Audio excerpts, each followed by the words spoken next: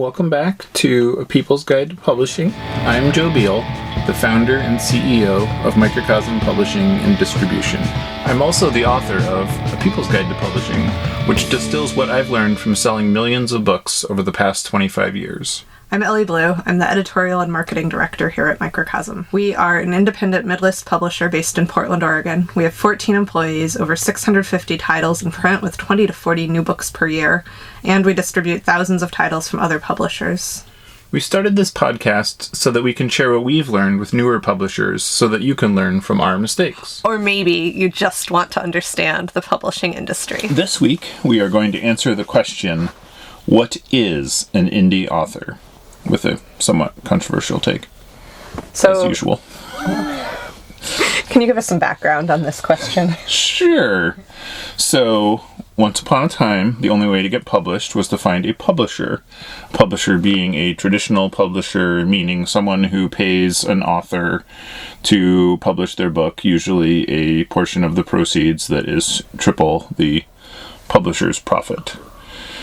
And some intelligent person that I would really love to research more about them one day invented the concept of vanity publishing, which is the idea that you would no longer have to suffer those rejections and application processes, and you would essentially just be able to pay somebody for services and, more importantly, the appearance of being published in a convincing and seemingly, authoritative, book-shaped object? Yeah, with the appearance of credibility. Mm-hmm. And then that being what it was, those people got panned and pushed into a corner, and, there's a variation on that where you could self-publish through other means and still maintain a shred of credibility. Say, 3 out of 4 books that you published were not authored by yourself, or, you could, in some cases, have all the books be authored by yourself, such as, Goodnight Books being an example of this, where the publisher is also the author, but, they have had such a run and such a series of, credible decades that nobody would think of that as a vanity publishing operation. I feel like in the 90s, I used to read, books there were some, lesbian science fiction novels I used to read, and there was the book, Teenage Liberation Handbook was also self-published. There were self-published books that were just, so marginal. But credible. Yeah, marginal but credible. The internet hadn't yet come about as a way to reach their audience, so publishers didn't know how to reach them. Yeah, and so partly, it's that phenomenon, or maybe you wrote in a marginal subject matter, or maybe you wrote, as we do, with marginal viewpoints or experiences or what have you. And so, the validity of this market wouldn't be recognized by a Big Five house, for example. And this built the niche publisher and the now larger than most in terms of sales mid-list publisher, But this was not good enough. Amazon had to stomp in and say, publishers are out to screw you, dear author, and here is a new avenue. And they are greedy, so we will give you the misleading line of 70% royalties, which, if you watched last week's program, 70% royalties is 70% of the gross, not 70% of the cover price. So it's inherently misleading to compare that to a publisher's royalties. But that notwithstanding, this is how we arrived at the invention of the term indie author, meaning, very confusingly and strikingly Orwellian, an author published by the largest company who literally controls the largest piece of the pie in all of publishing.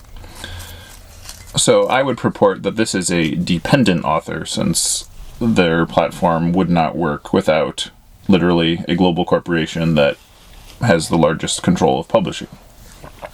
So indie author has become a code recently for books that are supposedly self-published but actually published by Amazon under horrific terms. Yeah. Yeah. And so, and this is very confusing. And then it tends to mean that the author has, is trying to just avoid the negative light that vanity publishing sheds on them, And to be fair, it's ostensibly a different thing. Vanity publishing was really something for wealthy people or people that got really hornswoggled into paying far too much money for terrible terms.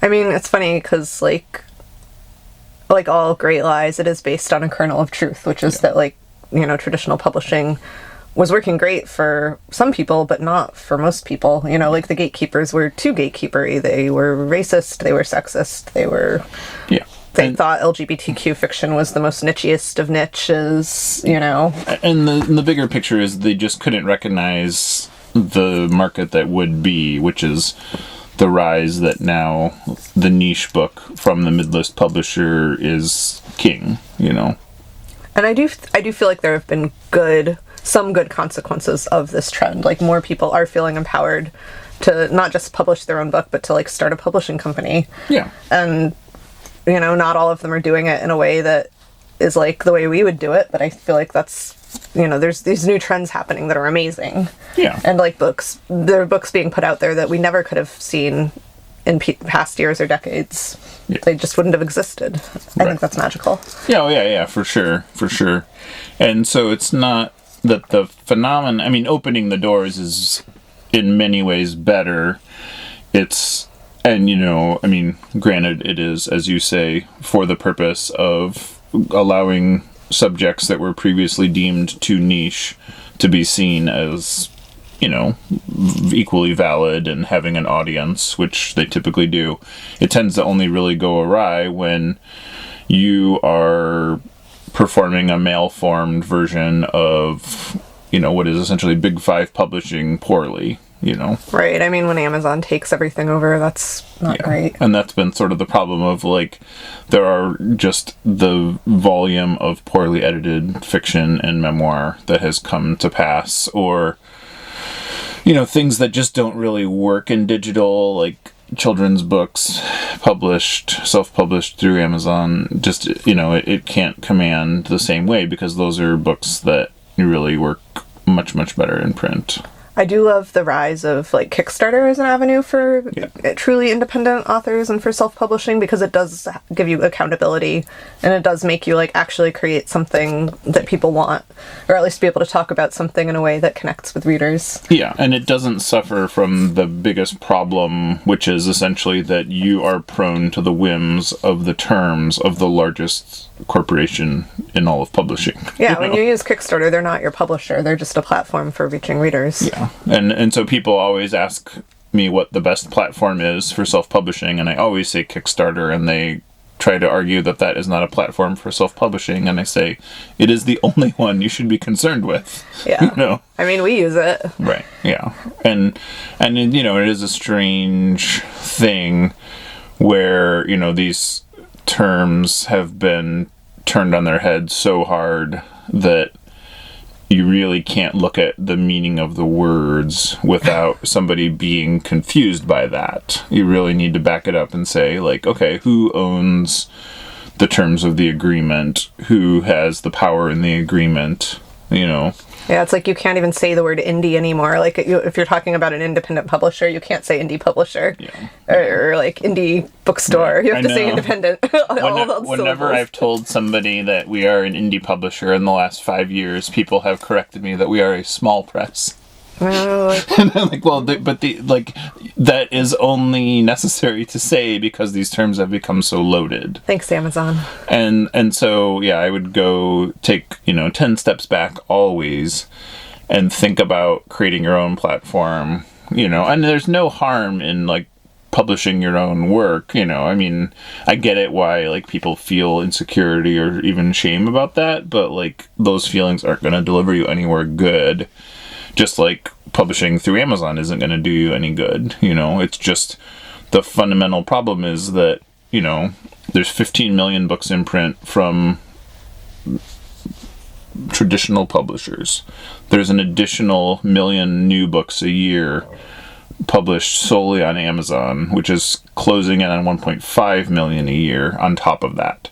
So when you look at this stuff all told, like the books in print are climbing towards 20 million, and then, in another 10 years, it'll be 60 million, so it's like at that point you just cannot compete in anything that crowded. You have to really take 2 steps outside of it and build your own platform. And on that note, we'll see you next week. Thanks for joining us once again. Please send your questions to podcast@microcosmpublishing.com so we can answer them on future episodes. And please give us 5 stars on iTunes and everywhere else that podcasts are reviewed. You can find us on the internet at microcosm.pub, On Twitter at Microcosm, on Facebook at Microcosm Publishing, on Instagram at Microcosm_pub. and here in Portland, Oregon on North Williams Avenue. Thank you so much. Have a wonderful week.